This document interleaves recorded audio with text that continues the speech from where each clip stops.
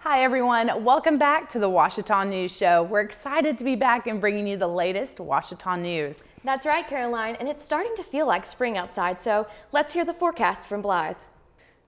Good morning, Ouachita weather watchers. We had a really sunny weekend, so I hope everyone enjoyed the weather.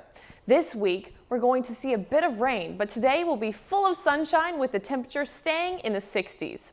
Tomorrow will be cloudy with spotty showers, and we will have a high in the low 70s. There's a possibility for thunderstorms on Friday afternoon, so watch out for some rain coming our way. But the temperature is predicted to stay in the mid-70s. The storms will continue over the weekend with a 35% chance of rain on Saturday and a 30% chance of rain on Sunday. We'll also see temperatures in the lower 40s on Sunday. As always, predictions are by AccuWeather. I'm Blythe up with a weather forecast for you this week, whether you like it or not. Thanks, Blythe. We've had a lot of interesting things happening at Ouachita lately, and intramural archery is just one of them. The teams are wrapping up their season this week, and Sarah Collins had a chance to see what this new sport added to the intramural lineup. Archery is a new intramural sport. Sophomore Abby Gaddis has had a lifelong love of archery and is super excited about this season. I actually have never been to a competition. I've never done anything like competitive whenever it comes to archery. I've always just done it for fun. I was introduced to it whenever I was in middle school, so probably 7th or 8th grade.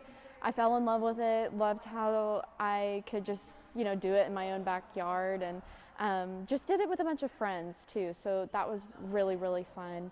Although archery can be an individual sport at Ouachita, it becomes a team effort to do well.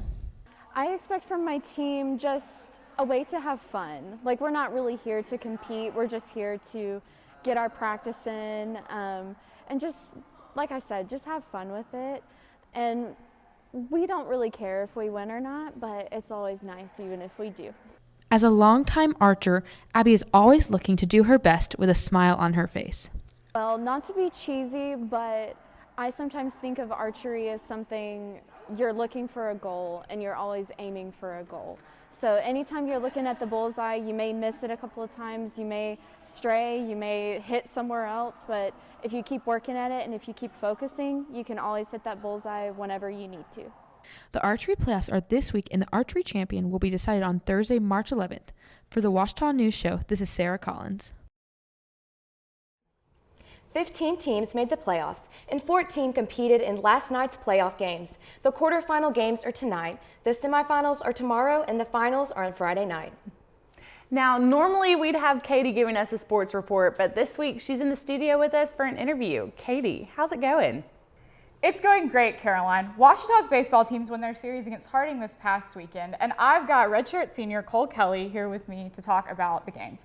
So Cole, thank you for being here. Thank you for having me. Yeah, so Cole, you transferred in last year, and you didn't get a whole season because of COVID, and then you were started on the team last year, you started on the team this year. So what has transferring in and then still being able to start both seasons meant to you? Right. Well, when I first transferred in, I was rehabbing ACL injury, and so I really didn't start like the first part of the season, but as the season went on in the first year or last year, I started, and this year has been great. Yeah. So that's and awesome. hopefully we'll get a whole season. Yeah, I know. I think everybody's holding their breath right now because it's about the time we got sent home last year. But this weekend, you guys won against Harding. Both your games on Saturday. The first game 8-3, second game 17-5, which is awesome.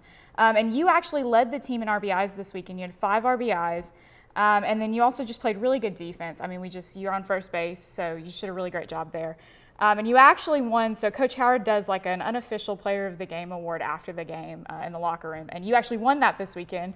So how did that feel? I mean, felt great. Anytime you can beat a quality opponent like Harding, it's awesome. I'm not superstitious, but I'm a little stitious. I actually changed my socks in between games, so Yeah. I think that had to do something with it.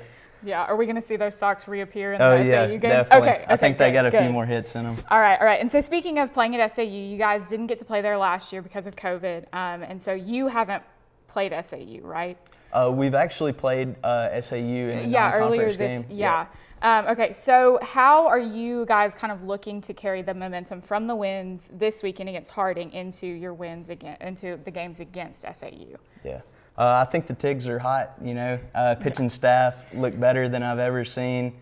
I think everybody had like multiple hits this weekend, so I think we're ready for the Mule Riders. Yeah, I think y'all are too, and I'm really excited. So Cole, thanks again for being here, and good luck in Magnolia this weekend. Thanks for having me. Back to you, Caroline. Thanks, Katie. Keep an eye out for this week's Roar Rundown episode airing this Friday. Katie also went a bit out of her element for this week's Everyone Has a Story segment. She found herself in a studio in MoPro, interviewing art and elementary education major Taya Hinkson about her latest projects. Taya Hinkson can usually be found on the top floor of Moses Provine, tucked away in a studio in the corner classroom.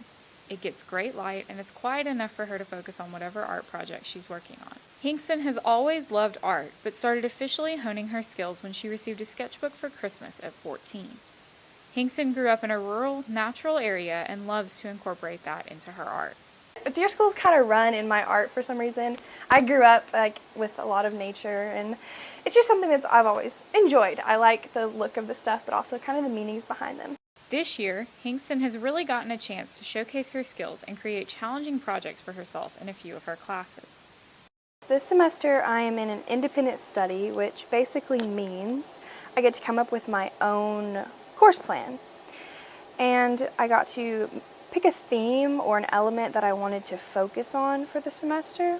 And I decided to focus on Native American heritage / culture / just the story of the Native American people. Being a double major with education has given Hinkson the chance to student teach, which led to some really fun interactions with elementary students last semester. Hinkson designed a lesson and project for 3rd grade students at the end of the semester. I led a pop art kind of emotional self-portrait is what I called it for 3rd graders. And basically the first couple weeks we learned what colors mean, because kids, to us, we can look at blue and we're like, blue's a sad color, yellow, it's a happy color. But kids, they're like, I don't really know. So I taught them kind of the meaning of color. And then we also talked about facial expressions, and we had little mini practice lessons of that where they would draw a facial expression. They were just super wonderful to be around because they had a great attitude about learning, but they also put their own spin on it. Hinkson is grateful for all of the opportunities the art department has given her, and she looks forward to being able to share her skills with students in the future. For the Ouachita News Show, I'm Katie Hatchett.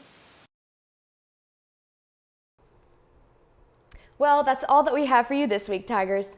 Be sure to follow us on Instagram at Ouachita News and at Ouachita Weather Watch. Mask up, stay safe, and tune in for next week of more of the latest Ouachita news.